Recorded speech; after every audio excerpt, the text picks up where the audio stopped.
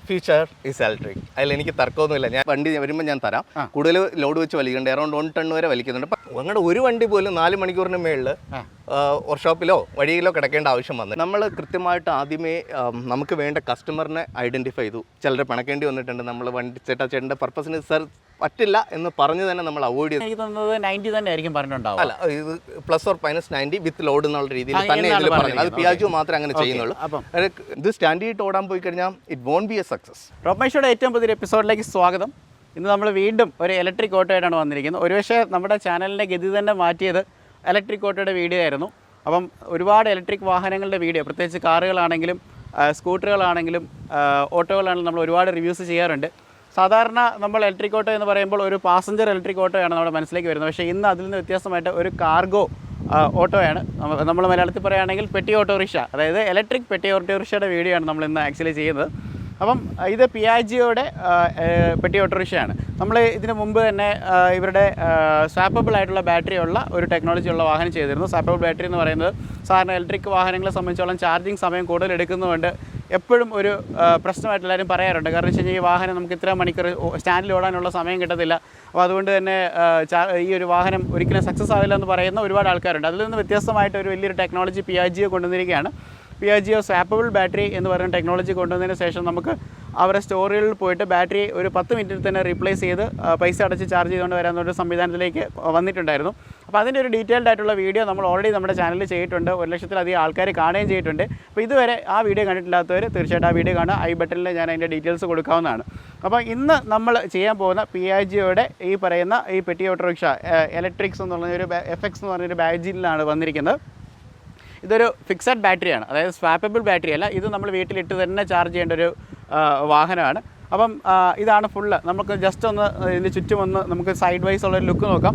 അപ്പോൾ ഇതിൻ്റെ ഒരു ലോഡിങ് ഏരിയയാണ് കാണിക്കുന്നത്. പിന്നെ നമ്മൾ സാധാരണ ഇവരുടെ ഓൾറെഡി ഉള്ള ആപ്പയുടെ ആ ഒരു ലോഡിങ് കാർഗോ അതിൻ്റെ അതേ ഷേപ്പിലുള്ള വാഹനം റിട്ടേൺ ചെയ്തിരിക്കുകയാണ്. പിന്നെ അതിനകത്ത് ഇലക്ട്രിക്കിലേക്ക് കൺവേർട്ട് ചെയ്തിരിക്കുകയാണ്. അപ്പോൾ നമുക്ക് ഇന്ന് ഈ വാഹനത്തെക്കുറിച്ച് കൂടുതലായിട്ട് നമുക്ക് മനസ്സിലാക്കാം. ഇന്ന് നമ്മളോട് കൂടെ ഒരു അതിഥി കൂടെ ഉണ്ട്. ഈ ഒരു വാഹനം ട്രിവാൻഡ്രത്ത് ഇതിൻ്റെ ഡീലർഷിപ്പ്, അതുപോലെ തന്നെ ഇവിടുത്തെ ഒനീറോ എന്ന് പറയുന്ന ഡീലറാണ് നമുക്കിവിടെ ഉള്ളത്. അവിടുത്തെ CEO ആയിട്ടുള്ള നമ്മുടെ ജെറിൻ സാറുണ്ട്. അദ്ദേഹത്തെ ഞാൻ നമ്മുടെ വീഡിയോയിലേക്ക് ക്ഷണിക്കുകയാണ്. Hi Robin. ഹലോ. ജെറിൻ സാറിൻ്റെ കൂടെ എനിക്ക് തോന്നുന്നത് നമ്മൾ 3rd വീഡിയോ ആയിരിക്കും അസോസിയേറ്റ് ചെയ്യുന്നത്. ഒന്നൊരു യൂസർ റിവ്യൂ ആയിട്ട് ചെയ്തിട്ടുണ്ടായിരുന്നു. പിന്നെ വീഡിയോ ആണ്. അതെ. അപ്പോൾ ഒനീറോ എന്ന് പറയുന്ന ഡിസ്ട്രിബ്യൂട്ടറാണ് ട്രിവാൻഡ്രത്ത് ഈ ഒരു പിയാജിയോയുടെ വാഹനം ചെയ്യുന്നത്. സാറിന് ഇതിന് കൂടാതെ എന്താ ബിസിനസ്സും കാര്യങ്ങളൊക്കെ ഉള്ളത്? ജസ്റ്റ് ഒന്ന് പരിചയപ്പെടുത്താമോ?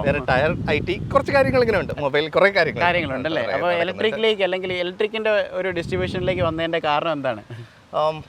Future is electric. അതിൽ എനിക്ക് തർക്കമൊന്നുമില്ല. ഞാൻ ഏകദേശം ഇത് വരുന്നത് കോവിഡ് ടൈമിലാണ് നമ്മൾ ഇത് ഇപ്പോൾ ഫൈനലൈസ് ചെയ്യുമ്പോൾ ഇന്ത്യയിൽ തന്നെ ഏകദേശം ആദ്യം തുടങ്ങിയ ഒരു എക്സ്ക്ലൂസീവ് ഇലക്ട്രിക് ഡീലർഷിപ്പാണ് പിയാജിയോയുടെ തിരുവനന്തപുരം. ഓ ശരി. ഇന്ത്യയിൽ തന്നെ ആദ്യമായിട്ട് എക്സ്ക്ലൂസീവ് ഇലക്ട്രിക് ഡീലർഷിപ്പ് എന്നുള്ള കോൺസെപ്റ്റ് തന്നെ ഞാൻ കൊണ്ടുവരേണ്ടി വന്നത്. കാരണം വേറെ ഒന്നുമല്ല, മറ്റു പലർക്കും പല ബിസിനസിൻ്റെ ഇടയ്ക്ക് സൈഡിൽ ഇലക്ട്രിക് ആയിരുന്നു. ഞങ്ങൾക്ക് അതൊന്നും വേണ്ട. എനിക്കറിയാം എൻ്റെ ഫ്യൂച്ചർ. ബട്ട് ഫോർച്ചുനേറ്റ്ലി നമുക്ക് ചെറിയൊരു പ്രോബ്ലം വന്ന് കോവിഡ് കാരണം കുറച്ച് ഡ്രാഗ് ചെയ്തു. നമ്മൾ ഓപ്പൺ ചെയ്തതെന്ന് പറഞ്ഞാൽ 2020 സെപ്റ്റംബർ 9 വേൾഡ് EV ഡേയുടെ അന്നാണ് തിരുവനന്തപുരത്ത് ഷോറൂം ഇനാഗ്രേറ്റ് ചെയ്യുന്നത്. ഇതപ്പോൾ നമുക്കിപ്പോൾ 3 പ്രോഡക്റ്റ് ആയിട്ടുണ്ട് പിയാജിയോയുടെ സൈഡിൽ നിന്ന്. ഒന്ന് swappable battery, fixed battery passenger, and the third one cargo. Okay. അപ്പം നമുക്ക് നിലവിലിപ്പം മാർക്കറ്റിൽ ഇപ്പം മെയിനായിട്ട് ആദ്യം മഹീന്ദ്ര ട്രിയോ ആണ് ഒരു വിപ്ലവമായിട്ട് ഇവിടെ കൊണ്ടുവന്നെന്ന് തോന്നുന്നു അല്ലേ? ഇങ്ങനെ അവരുടെ പരസ്യങ്ങളായിരിക്കും ആൾക്കാർ കൂടുതൽ കണ്ടത്. ഏറ്റവും കൂടുതൽ വീഡിയോസ് നമ്മുടെയും കണ്ടിട്ടുള്ളത് മഹീന്ദ്ര ട്രിയോ ആണ്. അതിനുശേഷം നീം ഗ്രീൻ, നമ്മുടെ കാലിൻ്റെ ഓട്ടോ, അതൊരു വലിയ പ്രശ്നത്തിലേക്ക് എത്തിച്ചേർന്നിരിക്കുകയായിരുന്നു. ഓൾറെഡി ഇപ്പം സർക്കാരിൻ്റെ ഒരു പ്രൊഡക്റ്റ് ആണല്ലോ, നല്ല രീതിയിൽ പോകേണ്ടതാണ്. പക്ഷേ അതൊരു മിസ്മാനേജ്മെൻറ്റ് ഭാഗമായിട്ടായിരിക്കും ഒരു പക്ഷേ അങ്ങനെ വന്നിട്ടുണ്ടാവുക. അതിനുശേഷം ഹൈക്കൺ ഹെക്ടോ അല്ലേ, അതും ഏറ്റവും കൂടുതൽ റേഞ്ചുള്ള ഓട്ടോ ആയിട്ട് പറഞ്ഞു. അപ്പോൾ അതിൽ നിന്നൊക്കെ വ്യത്യസ്തമായിട്ട് നമ്മുടെ ഓട്ടോയ്ക്ക് കണ്ട ഒരു ഫീച്ചർ എന്ന് സ്വാപ്പബിൾ ബാറ്ററിയാണ്. അപ്പം ഈ പിയാജിയോ ഈ സെഗ്മെൻറ്റിലേക്ക് വരുമ്പോൾ മറ്റുള്ള ഓട്ടോ ആയിട്ടുള്ളൊരു കമ്പാരിസൺ അല്ലെങ്കിൽ ഒരു കോമ്പറ്റീഷൻ ലെവലിലേക്ക് വരുമ്പോൾ നമ്മുടെ ഏറ്റവും കീ ആയിട്ടുള്ള ഹൈലൈറ്റ്സ് ഒക്കെ എന്തൊക്കെയാണെന്ന് പറയാം? Basically പിയാജിയോ is A trusted brand. അത് ഒന്ന് ഒരു ഇറ്റാലിയൻ ബ്രാൻഡ്. ലോകത്തിൽ ആദ്യമായിട്ട് 3 വീലർ കൊണ്ടുവന്ന ബ്രാൻഡാണ്. ലോകത്തിലത് ഒറിജിനൽ 3 വീലർ എന്ന് തന്നെയാണ് അവർ ഇത് ഇൻട്രൊഡ്യൂസ് ചെയ്യുന്നത്. ഇന്റർനാഷണൽ ഇതിലൊക്കെ അവർ ഇൻട്രൊഡ്യൂസ് ചെയ്യുന്നത് ഒറിജിനൽ 3 വീലർ എന്നാണ്. ബാക്കിയെല്ലാം കോപ്പി എന്നുള്ള ഉദ്ദേശത്തിലാണ്. ആൻഡ് പിന്നെ ഉള്ളത് ഇന്ത്യയിൽ തന്നെ 20 കൊല്ലത്തിന് മേളിലായിട്ട് ഇവർ ഓപ്പറേഷൻസ് ഉണ്ട്. ആൻഡ് ഇപ്പോൾ ഏത് ഓട്ടോ സ്റ്റാൻഡിൽ പോയി ചോദിച്ചാലും അവർക്ക് ആപ്പ് എന്താണെന്ന് അറിയാം, പിയാജിയോ എന്താണെന്ന് അറിയാം, ആപ്പ് എന്താണ് എന്താണെന്ന് അറിയാം. അതെ. അപ്പൊ അങ്ങനെ വരുമ്പോഴത്തേക്കുമാണ് ഇതിനെക്കുറിച്ച് കൂടുതൽ പറയേണ്ട ആവശ്യമില്ല.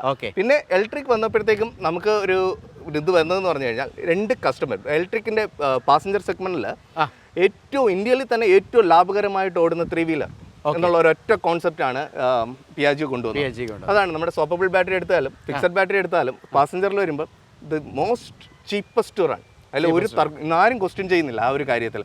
സെക്കൻഡ് തിങ് നമുക്ക് സർവീസ്. ഞങ്ങളുടെ ഒരു വണ്ടി പോലും 4 മണിക്കൂറിന് മേളിൽ വർക്ക്ഷോപ്പിലോ വഴിയിലോ കിടക്കേണ്ട ആവശ്യം വന്നിട്ടില്ല. ഡൗൺ ടൈം ഉണ്ടെങ്കിൽ we know how to handle അല്ലേ. അതാണ് ഹൗ ടു ഹാൻഡിൽ ഇറ്റ്. ഇപ്പോൾ എനിക്ക് തോന്നുന്നു നമ്മുടെ കേരളത്തിൽ പല ജില്ലകളിലും ഇലക്ട്രിക് ഓട്ടോ വന്നിട്ട് പല സ്ഥലങ്ങളിലും പല പ്രശ്നങ്ങളുള്ളതാണ്. അതുകൊണ്ടാണ് നമ്മുടെ ഈ കമൻസിനിടയിലൊക്കെ ഒരുപാട് നെഗറ്റീവ് റിവ്യൂ വരുന്നത്. പക്ഷേ ഒരു പക്ഷേ ട്രിവാൻഡ്രത്ത് നോക്കുമ്പോൾ ഏറ്റവും കൂടുതൽ ഒരു കംപ്ലയിൻറ്റ്സ് കുറവുള്ളൊരു സ്ഥലം ട്രിവാൻഡ്രമാണ്. അത് എനിക്ക് തോന്നുന്നു ജെറിൻ സാർ ഹാൻഡിൽ ചെയ്യുന്ന രീതിയുടെ ഒരു പ്രത്യേകതയാണ്. അപ്പം ഇങ്ങനെ ഈ ഡൗൺ ടൈം വരാതിരുന്ന് എങ്ങനെയാണ് അത് മാനേജ് ചെയ്യുന്നതെന്നുള്ളതാണ് ചോദിക്കുന്നത്. ആഡിക്വേറ്റ് സ്പേസ് ഉണ്ട് ഞങ്ങളുടെ. ഞങ്ങൾ വണ്ടി ചെയ്യുമ്പോൾ തന്നെ ആഡിക്വേറ്റ് സ്പേസ് ഞങ്ങൾ കീപ്പ് ചെയ്തിട്ടുണ്ട്. ബേസിക്കലി അത് മാത്രം മതി. പിന്നെ ടെക്നിക്കൽ നോളജ് ഉള്ള എംപ്ലോയീസ് നമ്മുടെ കയ്യിലുണ്ട്. ഇതായിരുന്നു ബേസിക്കലി പ്രോബ്ലം. മെക്കാനിക്കൽ നോളജ് ഉള്ളവർക്ക് ഇത് ഹാൻഡിൽ ചെയ്യാൻ പറ്റത്തില്ല. Technical electrical knowledge electronics knowledge ഉള്ളവർ വേണം. ഇതായിരുന്നു നമ്മുടെ ഏറ്റവും വലിയ സക്സസ്. അപ്പോൾ അങ്ങനെ നോക്കുമ്പോൾ എനിക്ക് തോന്നുന്നത് ഒരു ബിസിനസ് എന്നുള്ളതിനേക്കാളും കൂടുതൽ ഒരു പാഷനായിട്ട് ഇതിനെ കൈകാര്യം ചെയ്യുന്നതുകൊണ്ടായിരിക്കും ഈ പ്രശ്നങ്ങൾ മാറ്റാൻ പറ്റുന്നത് അല്ലേ. അപ്പോൾ നമ്മൾ സംസാരിക്കാൻ പോകുന്നത് പിയാജിയോയുടെ ഈ ഒരു കാർഗോ വെഹിക്കിളിനെ കുറിച്ചാണ് പറയാൻ പോകുന്നത്. ഓൾറെഡി നമ്മുടെ സ്വപ്പബിൾ ബാറ്ററി ട്രിവാൻഡ്രത്ത് നല്ല പേരും നല്ല പ്രശസ്തിയും ഒക്കെ കിട്ടിക്കൊണ്ടിരിക്കുകയാണ്. കാരണം ഇത് ഉപയോഗിക്കുന്ന ഡ്രൈവർമാരുടെ ഞാൻ നിരന്തരം സംസാരിക്കുന്നുണ്ട് നമ്മുടെ പ്രേക്ഷകരോടെ. കാരണം ഒരുപാട് പേര് കമൻസ് അയക്കാറുണ്ട് നമ്മൾ പലരും പെയ്ഡായിട്ടാണ് റിവ്യൂ ചെയ്യുന്നുള്ളത്. പക്ഷേ ഇതുവരെ അങ്ങനെ പെയ്ഡായിട്ട് നമുക്ക് ആരും റിവ്യൂ തന്നിട്ടുമില്ല, ഒന്നും ചെയ്തിട്ടില്ല. ജെന്യുവൻ റിവ്യൂസാണ് നമ്മൾ പൊതുവേ ചെയ്യുന്നത്. അപ്പം ഞാൻ അതുകൊണ്ട് എപ്പോഴും ഓട്ടോ സ്റ്റാൻഡ്സ് കാണുന്ന ആൾക്കാർ ചോദിക്കണം, ചേട്ടാ ഇത് ലാഭമുണ്ടോ? കാരണം നമ്മൾ ചെയ്യുന്ന ഒത്തിരി പേരുള്ള മറുപടി പറയുന്നുണ്ട്. അപ്പം ഏറ്റവും കൂടുതൽ ഹാപ്പിനെസ്സോടുകൂടിയാണ് നമ്മുടെ ഇന്നത്തെ വീഡിയോ നമ്മൾ ചെയ്യുന്നത്. അപ്പം ഇന്ന് നമ്മൾ ചെയ്യുന്ന ഈ കാർഗോ ട്രക്കിനെ കുറിച്ച് നമുക്കൊന്ന് കൂടുതൽ സംസാരിക്കാം. അപ്പം ഇതിനെക്കുറിച്ച് സാർ, ഈ ഒരു പ്രൊഡക്റ്റിനെ കുറിച്ച് സാറിന് എന്താണ് പറയാനുള്ളത്? ഇതിൻ്റെ ഒരു ഇത് ബേസിക്കലി പിയാജിയോയുടെ തന്നെ കാർഗോ തന്നെയാണ്. ഒരു അറൌണ്ട് 10 കിലോവാട്ട് മോട്ടോർ വെച്ചിട്ട് വന്നിരിക്കുന്ന ഒരു കാർഗോയാണ്. ടാർഗറ്റ് ചെയ്യുന്നതെന്ന് പറഞ്ഞാൽ സ്മോൾ ബിസിനസ് കമ്മ്യൂണിറ്റി.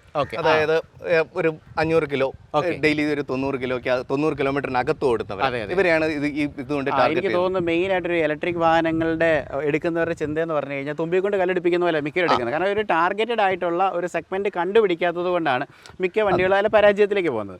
അപ്പോൾ ഒന്നുകൂടെ ഒന്ന് ബ്രീഫ് ചെയ്യാം, ഇത് കൃത്യമായിട്ട് ആർക്ക് ഉപയോഗിക്കാൻ പറ്റുന്ന വണ്ടിയാണെന്ന് പ്രേക്ഷകരോടൊന്ന് പറയാം. ഇത് തിരുവനന്തപുരത്ത് നമ്മൾ ഇപ്പം നേരത്തെ പറഞ്ഞതുപോലെ നമ്മുടെ പാസഞ്ചർ സക്സസ് ആവുന്നതിൽ ഒരു കാര്യമുണ്ട്. നമ്മൾ കൃത്യമായിട്ട് ആദ്യമേ നമുക്ക് വേണ്ട കസ്റ്റമറിനെ ഐഡൻറ്റിഫൈ ചെയ്തു. ചിലർ പണക്കേണ്ടി വന്നിട്ടുണ്ട്. നമ്മൾ വണ്ടി ചേട്ടൻ്റെ പർപ്പസിന് സർ പറ്റില്ല എന്ന് പറഞ്ഞ് തന്നെ നമ്മൾ അവോയ്ഡ് ചെയ്തിട്ടുണ്ട്. ബട്ട് അത് നമുക്ക് ഫ്യൂച്ചറിൽ ഭയങ്കര ബെനിഫിറ്റ് ആയിട്ടും. അതുകൊണ്ടാണ് ഇന്ന് തിരുവനന്തപുരത്ത് ഏറ്റവും കൂടുതൽ പിയാജിയോ തിരുവനന്തപുരത്ത് വരാനും കാരണം ചിലർ അവോയ്ഡ് ചെയ്യേണ്ടി അവരുടെ അടുത്ത് കാര്യം പറഞ്ഞ് മനസ്സിലാക്കുമ്പോൾ അവർക്കറിയാം ഇത് നിങ്ങളുടെ പർപ്പസ് സെർവ് ചെയ്യില്ല. അപ്പോൾ ഈ വെഹിക്കിൾ വരുന്നതെന്ന് പറഞ്ഞു കഴിഞ്ഞാലും അതുപോലെ തന്നെയാണ്. ഇത് സ്റ്റാൻഡിയിട്ട് ഓടാൻ പോയി കഴിഞ്ഞാൽ it won't be a success. കാരണം അവർ നമ്മുടെ ഓവർലോഡിങ് ആണ്. നമ്മുടെ രാജ്യം എന്ന് പറഞ്ഞു കഴിഞ്ഞാൽ ഓവർലോഡിങ് മാത്രമേ ഉള്ളൂ. ഞങ്ങൾക്ക് ടയർ ഇരിക്കുന്നതുകൊണ്ട് ഞങ്ങൾക്ക് അത് നന്നായിട്ട് അറിയാം. ഒരു 750 കിലോ വയ്ക്കുന്നതിൽ 50 ചാക്ക് സിമെന്റും വെച്ചിട്ട് വന്നിട്ട് പറയും സാറേ ടയർ പൊട്ടി.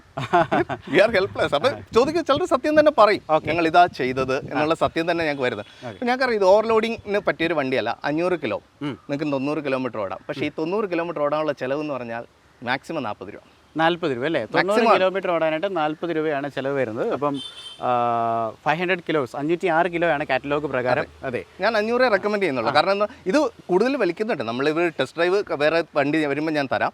കൂടുതൽ ലോഡ് വെച്ച് വലിക്കുന്നുണ്ട്. അറൗണ്ട് 1 ടൺ വരെ വലിക്കുന്നുണ്ട്. പക്ഷേ അതിന്റെ റേഞ്ച് ഭയങ്കരമായിട്ട് താഴോട്ട് പോകും. അതായത് 1700 കിലോ വരെ അതെ വലിച്ചിട്ടുണ്ട്. 1 ടൺ വരെ ഈ വാഹനം റെക്കമെൻഡ് ചെയ്യുന്നില്ല. അങ്ങനെയുള്ളവർക്ക് നമ്മൾ വണ്ടി കാരണം 60 കിലോമീറ്റർ ആ സമയത്തൊക്കെ വണ്ടി കൊടുത്തുള്ളൂ. അപ്പോൾ എന്തുവന്നാലും ഇതൊരു യൂസബിൾ പർപ്പസിലല്ല അപ്പോൾ വരുന്നത് ആണല്ലേ. അപ്പോൾ നമുക്കിപ്പോൾ ശരിക്കും പറഞ്ഞാൽ 500 കിലോ 100 കിലോമീറ്റർ ഓടാൻ അല്ലെങ്കിൽ 90 കിലോമീറ്റർ ഓടാൻ അല്ലെങ്കിൽ 75 കിലോമീറ്റർ ഒരു സിറ്റിക്കകത്ത് ഒരു ഡിസ്ട്രിബ്യൂഷൻ നടത്തുന്നവരെ മാത്രം അങ്ങനെയുള്ള ഒരു സ്മോൾ ബിസിനസ് കമ്മ്യൂണിറ്റിയാണ് നമ്മൾ കാറ്റർ ചെയ്യാൻ ഉദ്ദേശിക്കുന്നത്. അവരെ സംബന്ധിച്ചിടത്തോളം ഒരു 3 കൊല്ലം കൊണ്ട് 1 ലക്ഷം കിലോമീറ്റർ ഓടുക. Total cost will be including the vehicle ഒരു 4-4.5 ലക്ഷം രൂപ. വേണമെങ്കിൽ ഒരു സെറ്റ് ബാറ്ററിയും കൂടെ ഉണ്ട് 5 കൊല്ലം കൊണ്ട് 2 ലക്ഷം കിലോമീറ്റർ നമുക്ക് ഓടാമെന്നുണ്ടെന്നുണ്ടെങ്കിൽ 2 ലക്ഷം കിലോമീറ്റർ ഓടുമ്പോൾ ഒരു 6 ലക്ഷം രൂപ മൊത്തം ചിലവ്, വണ്ടിയുടെ ചിലവ് ഉൾപ്പെടെ. അതെ, റീസെയിൽ ചെയ്യണമെന്ന് പോലും ഞാൻ പറയുന്നില്ല. നമുക്ക് എന്ത് വേണം ചെയ്യാം. കാരണം വണ്ടി ഫുള്ളി വാറണ്ടീഡ് ആണ് 3 years, ഇൻക്ലൂഡിംഗ് മോട്ടർ, ഇൻക്ലൂഡിംഗ് ഒരു നഷ്ടമില്ല. 3 കൊല്ലം കഴിഞ്ഞ് അത് ഇപ്പോൾ എടുത്തേക്കുന്നവർ ഇതിലിപ്പോൾ ബുക്കിംഗ് നിൽക്കുന്നത് ഇപ്പോൾ വണ്ടി ഏകദേശം 45 ദിവസത്തോളം വെയിറ്റിംഗ് പീരീഡിലാണ് നിൽക്കുന്നത്. ഇതെല്ലാം പോകുന്നതെന്ന് പറഞ്ഞാൽ ഇച്ചിരി ഒരു പ്രീമിയം കസ്റ്റമേഴ്സിന്റെ അടുത്താണ്. അതായത് ഇപ്പോൾ മിക്ക സൂപ്പർ മാർക്കറ്റുകളിലേക്കൊക്കെ അവർ പ്രിഫർ ചെയ്യുന്നത്. കാരണം ഞാൻ ട്രിവാൻഡ്രത്ത് ഒരുപാട് സൂപ്പർ മാർക്കറ്റുകളിൽ ഇത് കണ്ടിട്ടുണ്ട്. ഈ ഒരു വണ്ടി മാത്രമല്ല പല ഇലക്ട്രിക് ബ്രാൻഡുകളാണ് ഇപ്പോൾ അവർ നോക്കുന്നതെന്ന് പറഞ്ഞു കഴിഞ്ഞാൽ. കാരണം ഒത്തിരി തരത്തിൽ ബെനിഫിറ്റ്സ് ഉണ്ട്. ഒന്നാമത് നമുക്ക് ഇതിൻ്റെ മെയിൻ്റനൻസ് കോസ്റ്റ് ഒരു വലിയ കാര്യമാണ്. ഡീസലിൻ്റെ അല്ലെങ്കിൽ ഫ്യൂവലിൻ്റെ പ്രൈസ് കുത്തനെ കയറിക്കൊണ്ടിരിക്കുന്നു. അത്തരത്തിലൊക്കെ നോക്കുമ്പം ഏറ്റവും നല്ലൊരു കാര്യമായിട്ടാണ് വരുന്നത്. നമുക്ക് ഇതിൻ്റെ ഒരു ഡിസൈനിലേക്ക് പോയി കഴിഞ്ഞാൽ ഇപ്പോൾ ഓൾറെഡി ഇതൊരു നമ്മുടെ ആപ്പയ്ക്കുള്ള ഒരു ഡിസൈൻ തന്നെയാണ് അവർ ഇലക്ട്രിക്കിലേക്ക് കൺവേർട്ട് ചെയ്തിരിക്കുന്നത് അല്ലേ? അത് ഏത് മോഡലായിരുന്നു സർ? അപ്പയുടെ തന്നെയാണ്, എക്സ്ട്രാ എന്നുള്ള ഒരു മോഡൽ തന്നെയാണ്. ഈ മാത്രമേ ഉള്ളൂ. ഓ, ഒരു കളർ മാറി, കളർ മാറി. ഇതിന്റെ കളർ ഒരു ഭയങ്കര പ്രത്യേക കളറാണ്. ഗ്രാഫിക്സും സൈഡിൽ നമ്മൾ ഒരു സൈഡിലെ ഗ്രാഫിക്സ് ഉണ്ട്. ഈ വണ്ടി ആദ്യം പൂനെ കാണുന്നത് എന്നെ ഏറ്റവും അട്രാക്ട് ചെയ്ത ഒരു കാര്യം ഇതാണ്. പിന്നെ ഓരോന്നായിട്ട് ഞങ്ങൾ സംസാരിക്കാറ് എങ്ങനെ ഇതിന്റെ ഡീലർഷിപ്പിലോട്ട് വരാം. അപ്പോഴാണ് ഓക്കെ ഇങ്ങനെ ഒരു ഓപ്പർച്യൂണിറ്റി എക്സ്ക്ലൂസീവ് നടക്കാം സാധ്യത ഉണ്ടെന്നുള്ളത് മനസ്സിലായതല്ലേ? ഇത് കഴിഞ്ഞ ദിവസം റോഡിൽ കൂടെ പോയപ്പോഴും ഞാൻ പ്രത്യേകം എടുത്ത് നമ്മുടെ വീടിൻ്റെ ബാൽക്കണിയിൽ നോക്കിയപ്പോൾ റോഡിൽ കൂടെ പോകുന്നുണ്ട്. അപ്പം ആ ഒരു ബ്ലൂ കളർ, ഒരു പ്രത്യേകിച്ച് ഇലക്ട്രിക് എന്ന് പറഞ്ഞാൽ ഒരു ബ്ലൂ ഗ്രീൻ ഒരു കോമ്പിനേഷൻസിലായിരിക്കും എപ്പോഴും കളർ സെറ്റ് ചെയ്യുന്നത്. പക്ഷേ ഇത് ഭയങ്കര അട്രാക്റ്റീവ് ആയിട്ടുള്ളൊരു കളറാണ് വാഹനത്തിൻ്റെ. ഓക്കെ, അപ്പം ഇതാണ് വാഹനത്തിൻ്റെ ഒരു മൊത്തത്തിലൊരു ലുക്ക് എന്ന് പറയുന്നത്. LDX+ എന്ന് പറഞ്ഞൊരു മോഡലാണ് അല്ലേ? അതെ, LDX+ എന്നുള്ള മോഡലാണ്. അതായത് 6 ഫീറ്റ് കാർഗോയാണ് ഇതിനകത്ത് വരുന്നത്. 6 ഫീറ്റ് ആണ്. One of the biggest loading കപ്പാസിറ്റിയാണ് ഇതിനകത്ത് വന്നിരിക്കുന്നത്. ലോഡിംഗ് കപ്പാസിറ്റിക്കാളും പറയുന്നത് ലോഡിംഗ് ഏരിയ അല്ലേ? ഇതിൽ കൂടുതൽ ലോഡിംഗ് ഏരിയ ഉള്ള 3 വീലർ ഇല്ല. ആൻഡ് ഇലക്ട്രിക്കലും ഇതിനേക്കാളും ചീപ്പസ്റ്റ് ആയിട്ടോ പവർഫുൾ ആയിട്ടുള്ള ഒരു 3 വീലർ ഉണ്ടെന്ന് എനിക്ക് തോന്നുന്നില്ല, എൻ്റെ അറിവിലില്ല. കാരണം ഇന്ത്യയിൽ ഏകദേശം 800 കമ്പനികളോളം ഉണ്ട്.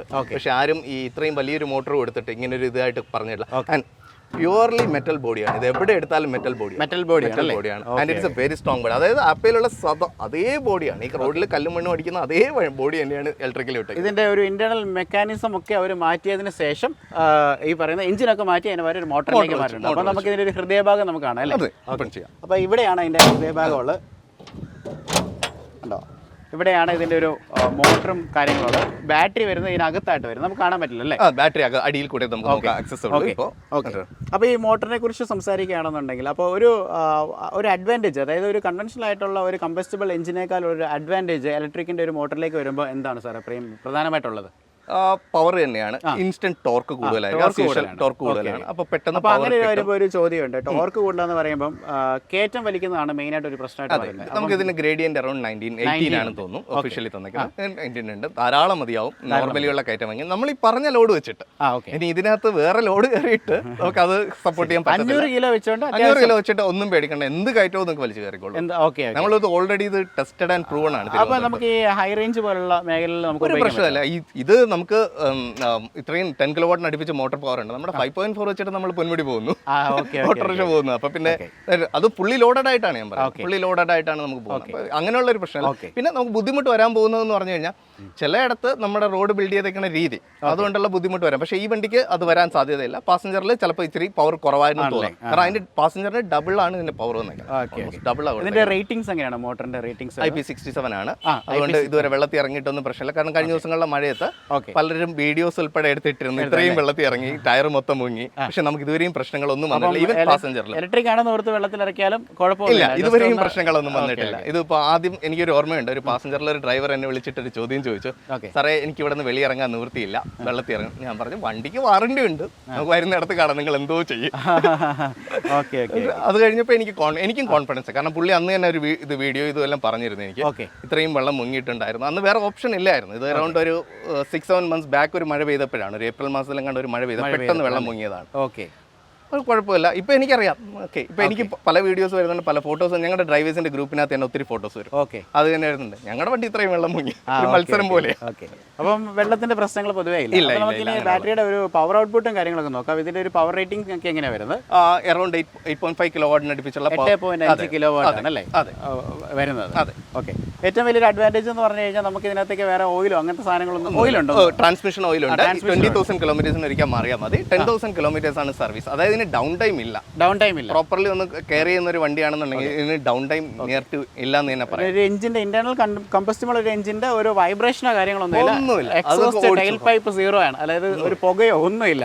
ഭയങ്കര സൂപ്പർ സൈലന്റ് ആണ്. ഓടിച്ചു നോക്കിയിട്ട് ആരും വേണ്ടെന്ന് പറയില്ല. ഇപ്പോഴത്തെ പ്രോബ്ലം എന്ന് പറഞ്ഞാൽ നമുക്ക് 45 ഡേയ്സിന് എബോവ് ആണ് നമ്മുടെ ഡെലിവറി ടൈം. അതിൻ്റെതായ ബുദ്ധിമുട്ട് പലരും പറയുന്നുണ്ട്.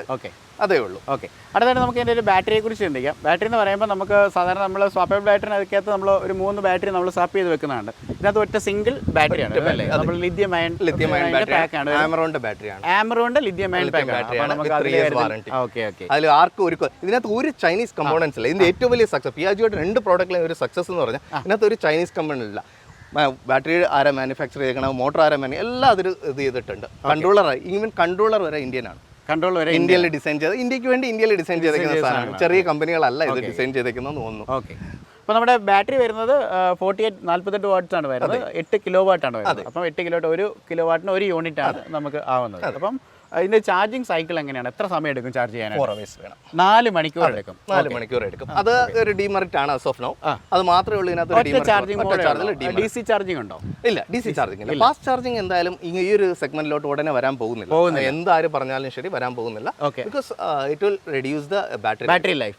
ഭയങ്കരമായിട്ട്. കാരണം ഈ ഒരു മേഖലയിലാകുമ്പോൾ എപ്പോഴും കൊണ്ടുവന്ന് ഫാസ്റ്റ് ചാർജിങ് ഓട്ടത്തിന് വേണ്ടി ചെയ്യും, ബാറ്ററി ഡൗൺ ആവും. അതാണ് ചെയ്യുന്നത്. അപ്പം 4 മണിക്കൂർ എടുത്ത് വേണം വാഹനം ചാർജ് ചെയ്യാനായിട്ട്. 8 കിലോ വാട്ട് ആണ് വരുന്നത്. അപ്പം 8 യൂണിറ്റ് വരണം. 8 യൂണിറ്റ് എന്ന് പറഞ്ഞാൽ ഇപ്പോഴത്തെ ഒരു പ്രൈസ് വെച്ച് എനിക്ക് തോന്നുന്നു ഇന്നത്തെ പത്രത്തിനകത്ത് എന്തോ 10 രൂപയിലേക്ക് എന്തോ വന്നിട്ടുണ്ടെന്ന് പറയുന്നത്. അല്ല, 10 രൂപയിൽ വരാൻ പോകുന്നത് അത് കൊമേഴ്ഷ്യൽ ചാർജിങ്.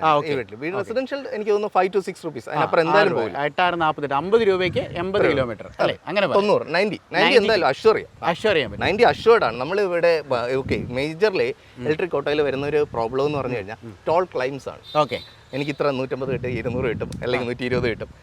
വളരെ ക്ലിയർലി പറയാം, 90 നിങ്ങൾക്ക് ധൈര്യമായിട്ട് തോടാം. ഓക്കെ, അത് അവിടെ വരുമ്പോൾ ഒരു വലിയൊരു ചോദ്യത്തിന് വീണ്ടും പ്രസക്തി ഉണ്ട്. കാരണം വെച്ചാൽ നമ്മൾക്ക് വരുന്ന ഏറ്റവും കൂടുതൽ ഫീഡ്ബാക്സ് എല്ലാവരും പറയുന്നത് എല്ലാ കമ്പനികളും ഒരു റേഞ്ച് പറയും, പക്ഷേ ആരും അത് ഡെലിവറി ചെയ്യാറില്ലെന്നാണ്. അതെ സാർ, ഈ 90 ഈ വണ്ടിയുടെ കാറ്റലോഗിൽ എനിക്ക് തോന്നുന്നത് 90 തന്നെ ആയിരിക്കും പറഞ്ഞിട്ടുണ്ടാവും. അല്ല, ഇത് plus or minus 90 with load എന്നുള്ള രീതിയിൽ തന്നെ ഇതിൽ പറയുന്നത്. അത് പിയാജോ മാത്രമേ അങ്ങനെ ചെയ്യുന്നുള്ളൂ. അപ്പം ARI ക്ലൈം എന്ന് പറഞ്ഞു കഴിഞ്ഞാൽ അതിന് വളരെ മേളിലാണ്. ഞാനത് പറയുന്നില്ല, ഫിഗർ ഇവിടെ പറയുന്നില്ല. അത് കാരണം വളരെ എങ്ങനെ നമുക്ക് അഷ്യൂർ ചെയ്യാൻ പറ്റുമായിരിക്കും? ഓടിച്ചു നോക്കാം.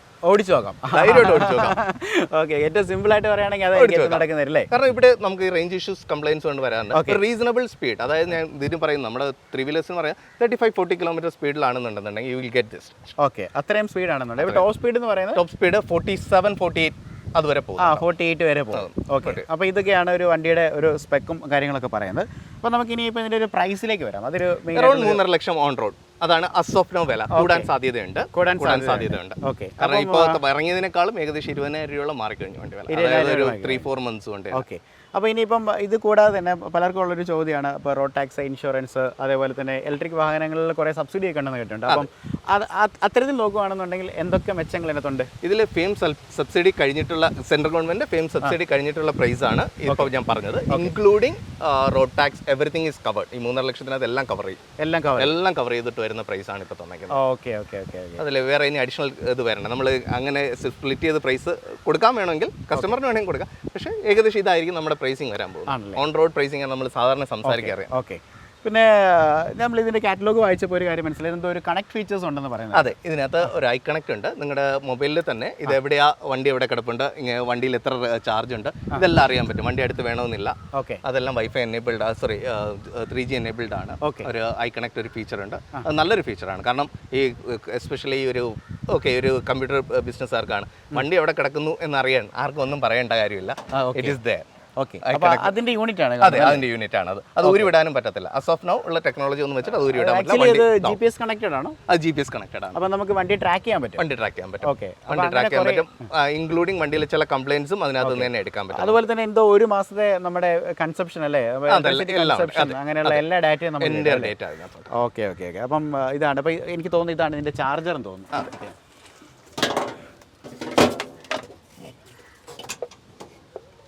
ഇതാണ് നമ്മുടെ ചാർജർ വരുന്നത്.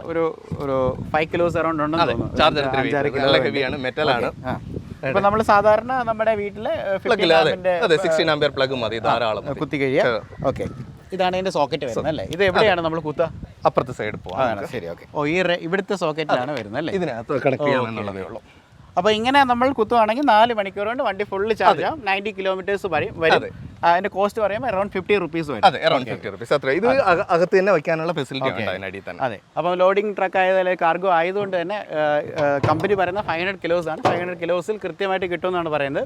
അപ്പം ഇദ്ദേഹത്തെ ഞാൻ ഇന്നത്തെ വീഡിയോ കൂട്ടാനായിട്ട് സാധിച്ചെന്ന് പറഞ്ഞാൽ നമ്മുടെ ഏറ്റവും കൂടുതൽ കമൻസ്, ഏറ്റവും കൂടുതൽ നെഗറ്റീവ്, ഒത്തിരി പേര് ഇതിനെ പോസിറ്റീവായിട്ട് കാണുന്നുണ്ട്. പക്ഷേ ഒരുപാട് സംശയങ്ങളും വ്യാകുലതകളുമാണ്. അത് നമുക്ക് തീർക്കാൻ പറ്റണം. അല്ല, അത് ഞാൻ ഇങ്ങനെ പറയും, മെയിൻലി ഡീലേഴ്സ് ആയിട്ട് ഉണ്ടാക്കിയ ഇഷ്യൂസ് ആണ്. ഈവൻ ഞാൻ പറയാം, ഞാൻ വേറൊരു ഇലക്ട്രിക് വെഹിക്കിളിൻ്റെ ഓണറാണ്. ഓക്കെ, ചെന്ന് കയറിയപ്പോൾ എന്നോട് പറയുന്നതെന്ന് പറഞ്ഞാൽ, സാറേ കമ്പനി എന്ത് പറയുന്ന അറിയാം, സാറ് നേരെ ഓടിച്ചാൽ 350 കിട്ടും. ഓക്കെ, ഞാൻ അയാളുടെ അടുത്ത് അപ്പം തന്നെ പറയണ്ടേ എനിക്ക് 150 കിട്ടിയാൽ ഇതാണ് നമ്മുടെ റിയൽ പ്രോബ്ലം. അത് എല്ലാ മാനുഫാക്ചറേഴ്സിൻ്റെ അടുത്തും വരുന്ന ഒരു പ്രോബ്ലം. ആക്ച്വൽ ക്ലൈംഡ് റേഞ്ചും ARI റേഞ്ചുമായിട്ട് ഫാർ വരും. അതിൻ്റെ നേരെ പകുതിയെ കിട്ടാറുള്ളൂ. ഓക്കെ, പക്ഷേ അത് നമ്മൾ കസ്റ്റമറുടെ അടുത്ത് പറഞ്ഞു കഴിഞ്ഞാൽ നമുക്ക് ഫ്യൂച്ചറിലുള്ള ഇഷ്യൂസ് അവോയ്ഡ് ചെയ്യാം. ഓക്കെ, ഇത് തൽക്കാലത്തേക്ക് വേണ്ടി എന്തെങ്കിലും പറയുക, അത് ഇത് തന്നെയാണ്. അത് നമ്മളിവിടെ ട്രോണ്ടത്ത് അവോയ്ഡ് ചെയ്ത് അതിൻ്റെ റിസൾട്ടാണ് നമ്മളിപ്പോൾ എൻജോയ് ചെയ്തുകൊണ്ടിരിക്കുന്നത്. ഓക്കെ, കാരണം ഞങ്ങൾക്കതിൽ അലിഗേഷൻസ് ഇല്ല.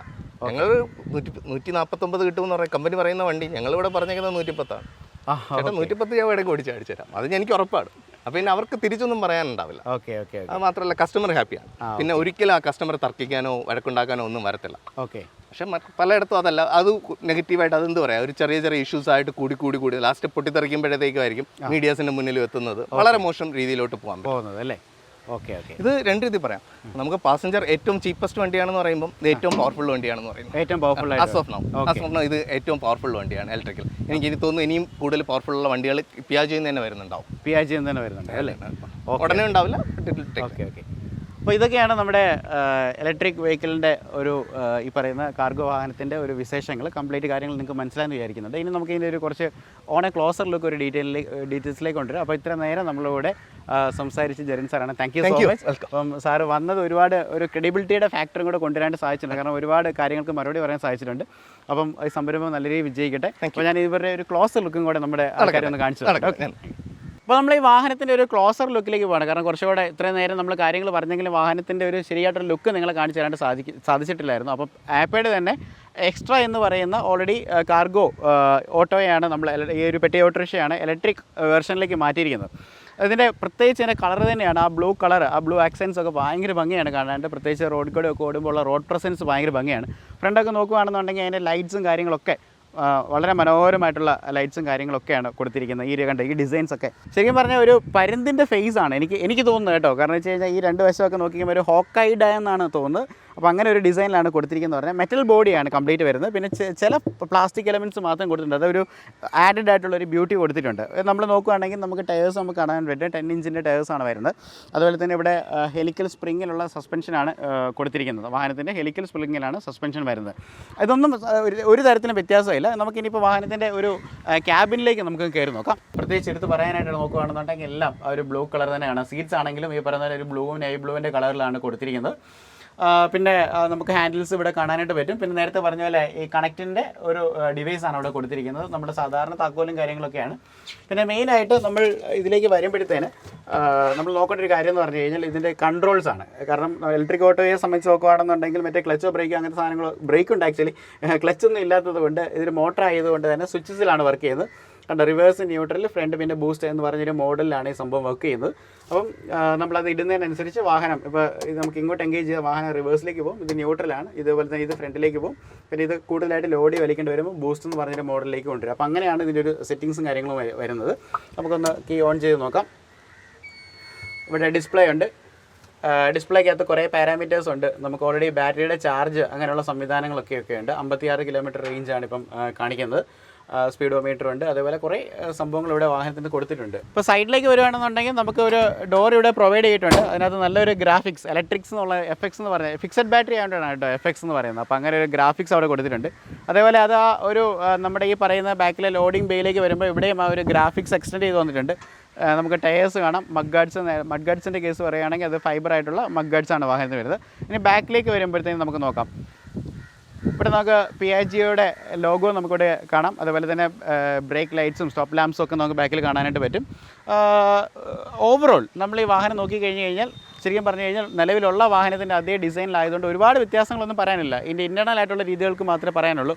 എന്നിരുന്നാലും കണ്ടതിൽ ഏറ്റവും മികച്ച വാഹനങ്ങളിൽ അല്ലെങ്കിൽ ഏറ്റവും മികച്ച ഒരു വാഹനമാണ് ഈ ഒരു ആപ്പയുടെ ഈ എക്സ്ട്രാ എന്ന് പറയുന്ന ഇലക്ട്രിക് മോഡൽ എന്ന് പറയുന്നത്. അപ്പോൾ ഇതൊക്കെയാണ് ഈ വാഹനത്തിൻ്റെ വിശേഷങ്ങൾ എന്ന് പറയുന്നത്. അപ്പോൾ നിങ്ങൾക്ക് എന്തെങ്കിലും സംശയങ്ങളുണ്ടെന്നുണ്ടെങ്കിൽ ജെറിൻ സാറിൻ്റെ നമ്പർ കൊടുക്കുക. അദ്ദേഹത്തോട് തന്നെ നിങ്ങൾക്ക് സംസാരിക്കാവുന്നതാണ്. പിന്നെ വാഹനത്തിൻ്റെ വില ഏകദേശം 3.5 ലക്ഷമാണ്. വേറൊരു കാര്യങ്ങൾ പറഞ്ഞാൽ വാഹനത്തിൻ്റെ ഒരു മെയിൻ്റനൻസിൻ്റെ കാര്യം, പൊതുവേ ഇലക്ട്രിക് വാഹനങ്ങൾക്ക് മെയിൻ്റനൻസ് വളരെ കുറവാണ്. എന്നിരുന്നാലും 3 വർഷത്തെ സൂപ്പർ വാറൻറ്റി ഉണ്ട്. എല്ലാം കവേർഡാണ്. അതായത് ഈ നമ്മുടെ ഈ ചാർജിങ് യൂണിറ്റും അതുപോലെ തന്നെ ഈ വാഹനത്തിന് അതൊരു ചെറിയ ബാറ്ററി നമ്മൾ ലൈറ്റ്സിന് വേണ്ടി വെച്ചിരിക്കുന്ന ഒരു ചെറിയ ബാറ്ററി ഒഴിച്ച് ബാക്കിയുള്ള എല്ലാ പ്രൊഡക്ട്സിനും 3 വർഷത്തെ വാറൻറ്റിയാണ്. 3 വർഷം അല്ലെങ്കിൽ 1,00,000 കിലോമീറ്ററാണ് പറയുന്നത്. അപ്പം തീർച്ചയായിട്ടും കൺസിഡർ ചെയ്യാൻ പറ്റുന്ന അടുത്ത കാലത്ത് ഏറ്റവും അതായത് ഫ്യൂച്ചർ ഇലക്ട്രിക് എന്ന് പറയുന്ന ഫ്യൂച്ചറാണ്. അപ്പം ഇത് കൺസിഡർ ചെയ്യാൻ പറ്റുന്ന ഒരു വാഹനമാണ് ഇനി എടുക്കാൻ പോകുന്നത്. അതായത് ഈ ചെറിയൊരു 500 കിലോ വരെ മാത്രം ദിവസം ട്രാവൽ ചെയ്യേണ്ടത് വരും. 90 കിലോമീറ്ററിനകത്ത് ട്രാവൽ ചെയ്യുന്നവർക്ക് ഏറ്റവും ലാഭമാണ്. 50 രൂപ ചിലവ് ആകുന്നേ ഉള്ളൂ. അപ്പോൾ തീർച്ചയായിട്ടും നിങ്ങൾക്ക് കൺസിഡർ ചെയ്യാൻ പറ്റുന്നതാണ്. പുതിയൊരു വീഡിയോ ആയിട്ട് നമ്മൾ വരുന്നവരെ കണ്ടുമുട്ടാം. This is Robin signing off from Rob my show.